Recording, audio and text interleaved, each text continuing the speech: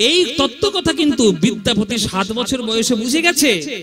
ওই জন্য সে গানে লিখছে, এক অপরাধ ক্ষমা মোরে জানি, एक अपराध खमोहे मोरे जान, लागल पाए माये तुआ पानी, लागल पाए माये तुआ पानी, लागल पाए माये तुआ पानी, लागल पाए माये तुआ पानी। শোনো মায়েরা, লাগল পায়ে মায়ে তুয়া পানি। আহা, কি পদাবলী আর কি সাহিত্য!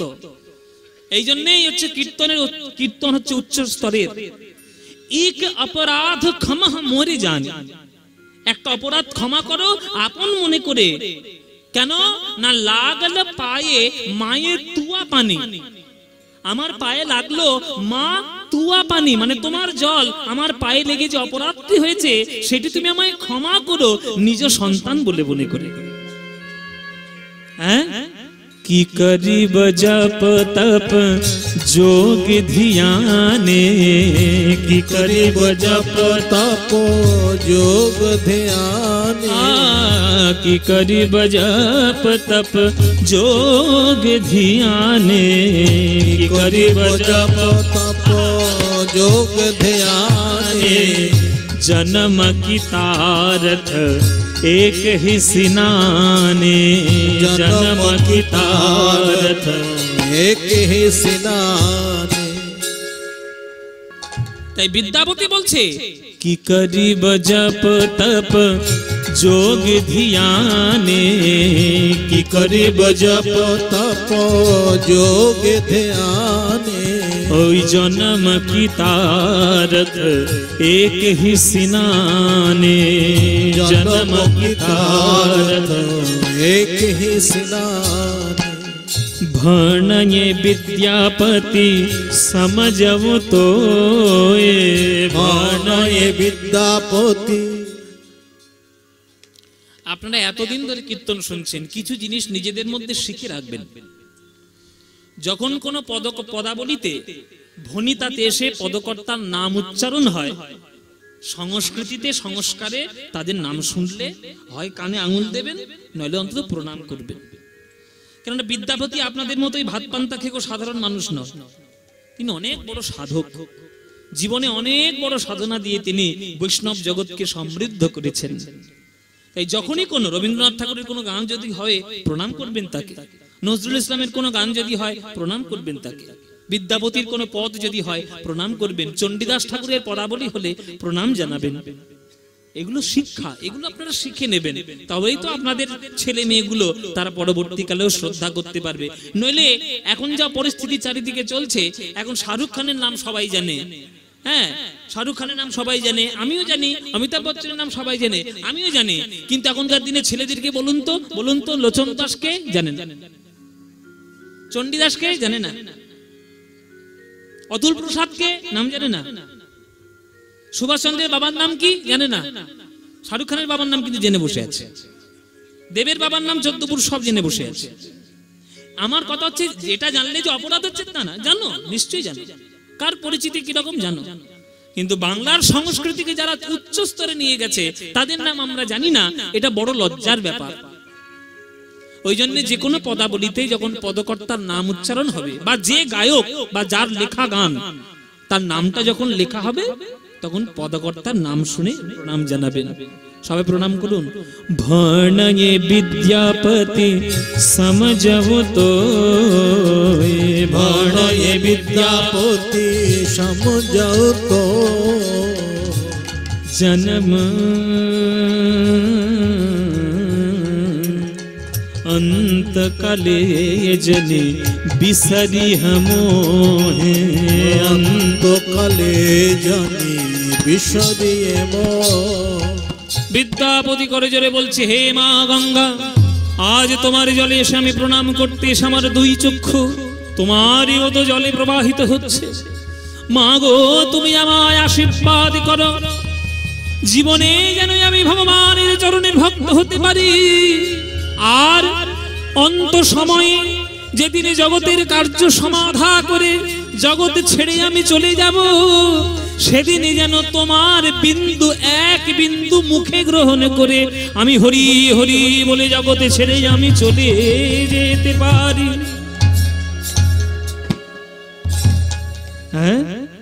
ভাণয়ে বিদ্যাপতি समझऊ तो भाणये विद्यापति समझऊ तो अंत काले जने विसरी हमोहे अंत काले जानी विसरी मागो সেদিন চরণ ছাড়া করো না, চরণ ছাড়া করো না, যেদিন জগৎ ছেড়ে যেদিন জগতে ছেড়ে চলে যাব চরণ ছাড়া করো না, জগৎ ছেড়ে চলে যাব চরণ ছাড়া করো না, যেদিন জগতে ছেড়ে চলে যাব হরি হরি হরি বলে জগৎ ছেড়ে চলে যাব হরি হরি হরি বলে জগৎ ছেড়ে চলে যাব হরি হরি হরি বলে জগৎ ছেড়ে চলে যাব চরণ ছাড়া করো না, অন্তকালে জনে বিসরি हमोहे অন্তকালে জানি বিসরি हे गंगे नम गंगे গঙ্গে নম গঙ্গে नम गंगे नम गंगे নম গঙ্গে নম গঙ্গে सत्यवाद संहात्री सत्य रूप विनाशी सुखदा